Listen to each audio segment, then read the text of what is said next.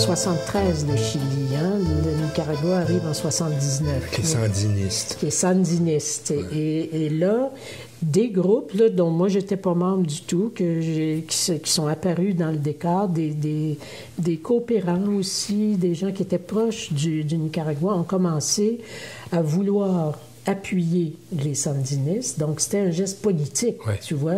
Il y avait vraiment, là... c'était pas de la coopération internationale, là, où on est apolitique, en guillemets, en principe. Non, c'était au contraire un appui à cette nouvelle façon-là que les Nicaraguayens mettaient de l'avant. T'imagines, après une dictature comme celle de Somoza... Hein?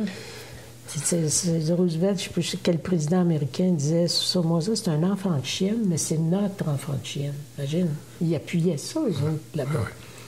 Puis là, de voir une petite gang de guerrieros essayer de sortir de ça, des gens qui ont été torturés, en tout cas, bref, il y a eu très vite un mouvement de solidarité. Puis ce qui a été très intéressant, c'est que c'est un mouvement de solidarité qui a touché des institutions aussi. Par exemple, la clinique de Pointe-Saint-Charles, c'est une institution communautaire, si tu veux.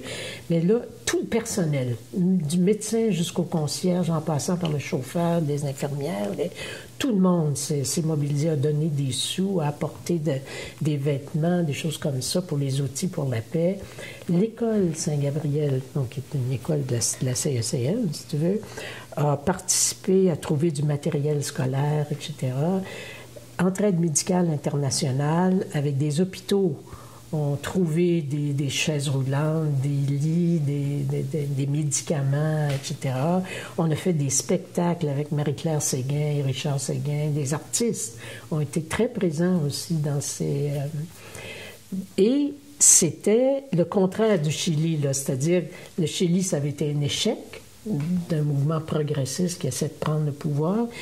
Au Nicaragua, ça se faisait, ça arrivait, tu sais.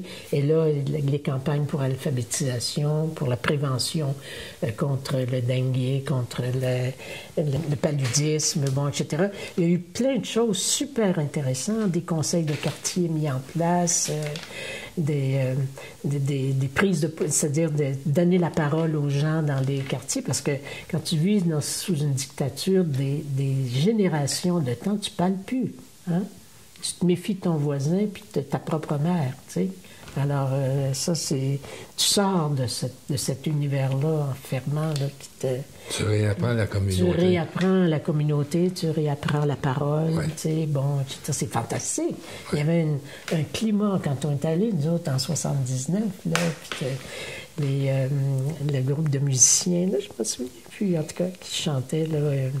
Puis quand Ortega, puis le curé, là, le Cardinal, c'est ça, le ministre de la Culture, tu sais, puis le pape, là, qui était un conservateur à mort qui est venu, il est allé au Nicaragua, puis Cardinal était là, devant lui, puis qui a baisé la main, puis il l'a chicané, tu sais, en voulant dire « t'as pas d'affaires en politique, puis t'as pas d'affaires ».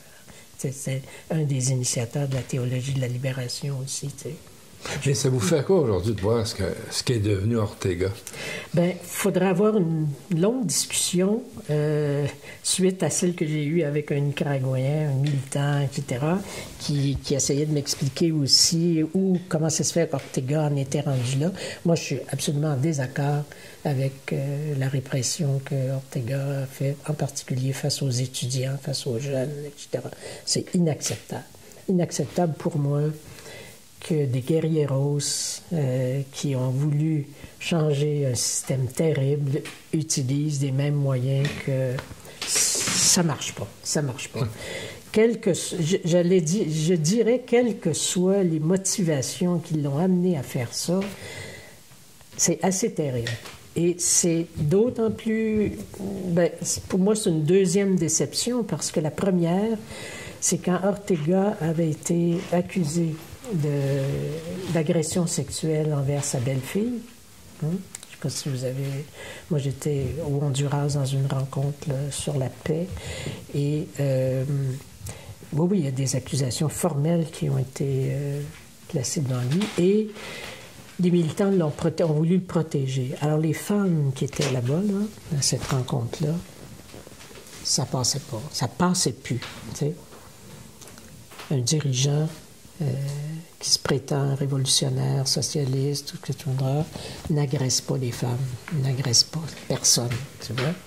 Et surtout, on ne protège pas. Alors, je dis mais remarque que c'est fréquent, hein, dans la gauche, le patriarcat, puis le sexisme, puis les agressions sexuelles, il y en a aussi. Malheureusement, il y en a.